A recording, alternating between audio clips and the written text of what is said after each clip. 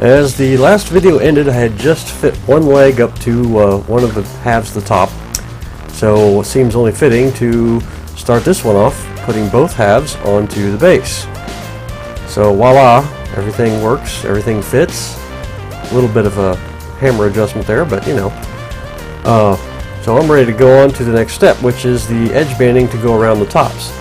So I had Dad give me a hand, and we used his homemade drum sander and flattened off the sides of the pieces because they're glue ups. I had originally cut these at 3 3/4 and then planed them down to 3 1/2, and then when I realized I could use that oak, I cut it at 4 inches, so had to add a little bit to them. And this just got rid of the glue line without causing any chip outs. This walnut's kind of squirrely grained, and so no matter which way I ran it through the planer, it would get little nicks out of it. And this eliminated that problem and smoothed them out, at least for the most part. So we do that real quick. I've never been fond of the drum sanders where you have to push stuff through, but you know, in a pinch, this works. So then it was just to rip them down to size.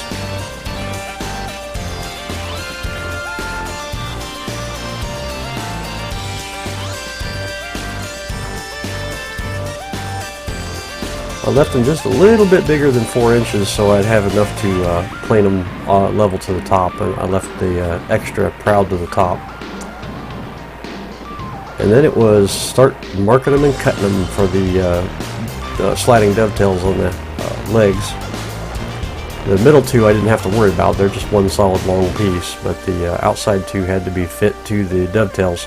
Now the legs, when I cut the sliding dovetails on the legs, I was able to do one side on the bandsaw by tilting the table, but the other side I had to cut by hand, so the sides don't exactly match.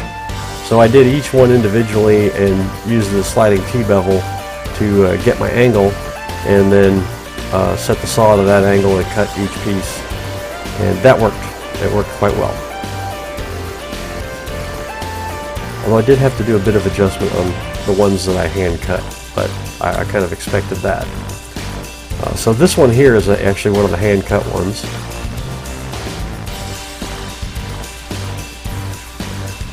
And as I slide the T-bevel up and down, everything looks fine, but the whole thing was at an angle.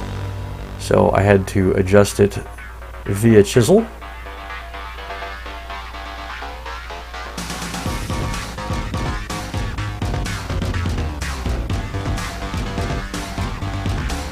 And I had to do a little bit of chisel work to every one of the hand cut ones. All the ones I cut on the bandsaw fit just fine, no problem, but all the hand cut ones had to be adjusted somehow. Not all of them just like this, but or as much as this even.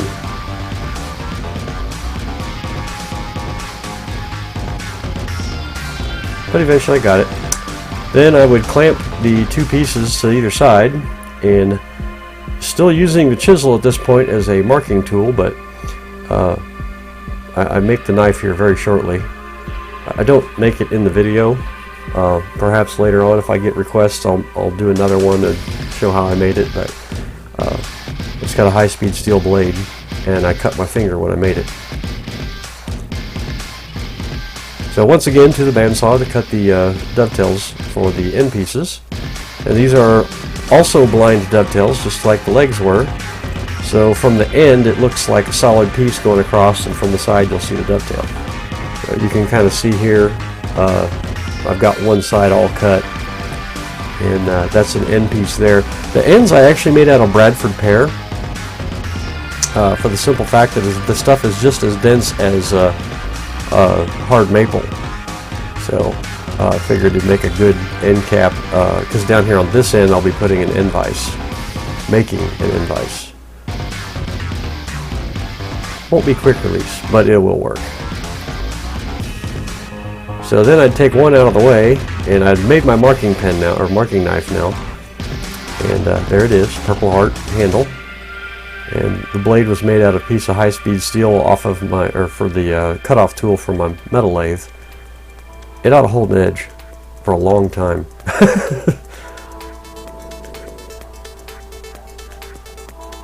So I got that all marked out and then decided to give it a go with a chisel only. And it takes a minute, but at least this one, you know, I'm only cutting the end grain in one place. So that made a big difference.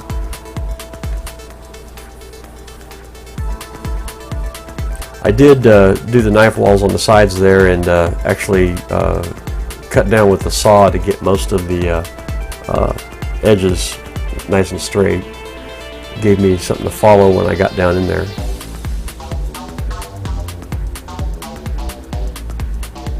And look, I get to use my bench for the first time.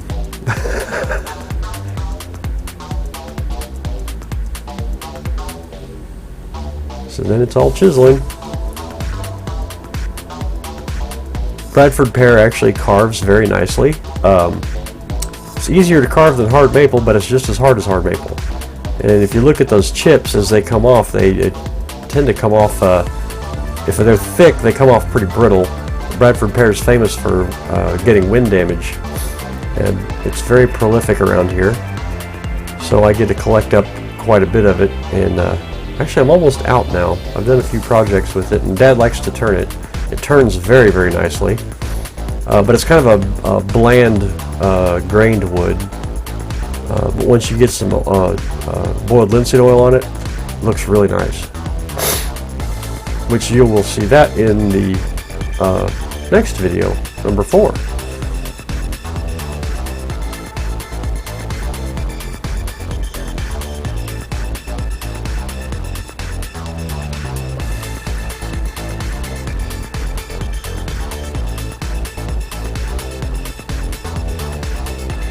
Really nice chips. I love the way this stuff carves.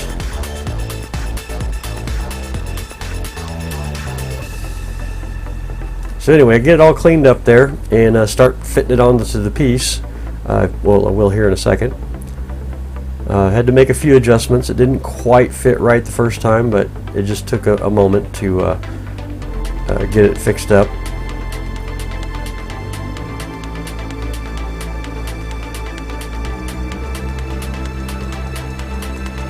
And then I got to do this whole process 7 more times. So, seems like 8 was the magic number with this particular project. So there, it's not quite going on all the way. The back of the pins there was a little tight, so I adjusted it, and there it is. Slides on and off, not too badly. And there's kind of what it looks like when it's done. That's actually the last joint, which the 8th one that I did. I'm going to show you the last one because I've had the most practice by then. It looks the best. There's the bench with all the sides. They're clamped on. They're not glued or attached or anything yet. But we're going to work on that here in a moment. First, the method I'm going to use to attach everything is with a split dowel. And by that I mean both ends are split, and you put a small wedge in the end you're going to drive in. When you drive it in, the wedge locks the dowel in. You cannot get them out once you do this. And then the other end, you drive a dowel in and it locks it in from the other side, and you cut it flush and plane it off, and away you go. And I used little walnut wedges. I didn't actually cut those on video. I just cut them real fast. But the cuts are 90 degrees to each other, so that way when you drive it in, the wedge splitting on one side doesn't close the other side down, so you can get your outside wedge in. Now the sides are put on with 3-inch dowels, and that's what I'm doing here now. That's like a 3-inch dowel, and that's a little nerve-wracking to have your hand that close to a bandsaw blade, so I was being real cautious. But see, the slots even cross on those, and it doesn't hurt it a bit. The wedges are so small that they, if they do intersect, they just break each other and cross over. So then I got to drill my holes 3 inches deep. The dowels are actually 3 1/4, so, and they never go in the full depth because the wedge in the back locks in before they can get full depth, which is fine. So drilled my 6 holes along this side, and then put on the glue, and then we'll show you how these little dowels work. My goal was to do this thing with no metal fasteners, other than when I get to the vices there's probably going to be metal fasteners, but the rest of it I wanted to be all wood, and so the dowel idea came to mind. There's the first one, and then the second one end of it was tapered a little bit, and I didn't realize it, and so I put it in with the tapered end out and went, oops, I need to pull that back out. And that's when I found out you don't pull them out. It just doesn't happen. So I just drove it on in, stuck the wedge in there, and the taper actually fills the hole once the wedge goes in, so it was no big deal. But yeah, you don't get them out. They're in there. They're not coming out.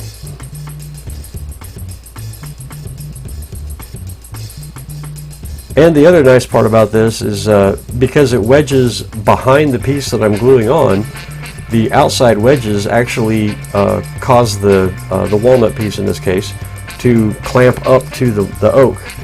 So right after I put the last dowel in, even though the glue's still wet, I can take clamps off because it's clamped. It ain't going nowhere. I'll show you a close-up of the dowels here.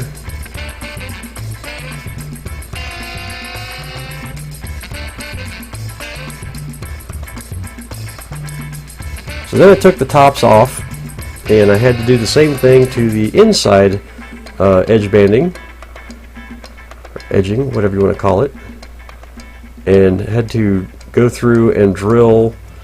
There's 11 holes down this side on the insides here, so you had to drill all those and then go and dowel all of them and glue them.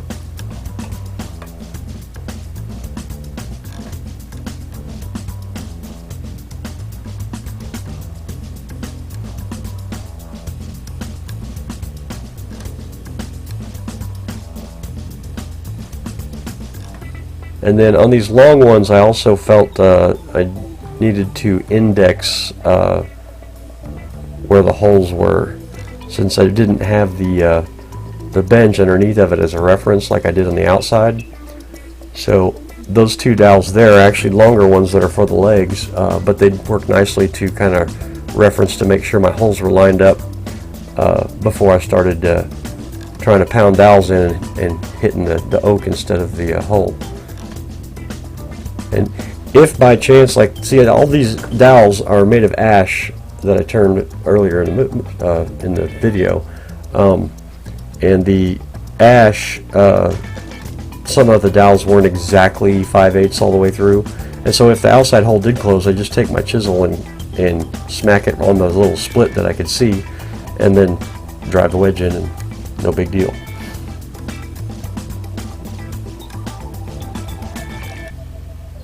I thought it was a pretty slick way to do it. I was real happy with the results.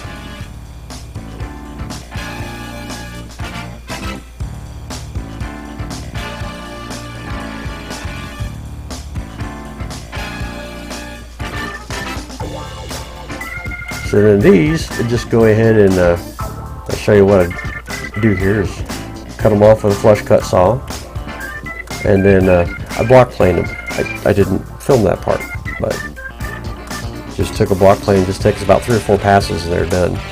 So these are the cross members right below the tops, and I've already drilled the other side there, but I'm going to get a 5-inch dowel that goes all the way through, and all the way through the leg. So the hole's drilled all the way through instead of stopping inside, so I wedge it from both sides. They're still at 90 degrees to each other though. But this is the only place on the bench that you can tell that the dowels have a wedge in both ends, because all the rest of them it's hidden on one end, including down below where the dovetails of the stretchers are. Voila! And that is where I'm going to stop the video this time. The next time we'll get the dovetails down below done, and we'll go all the way through to the finish and even get the divider piece tool holder in the middle. Alright, we'll see you then.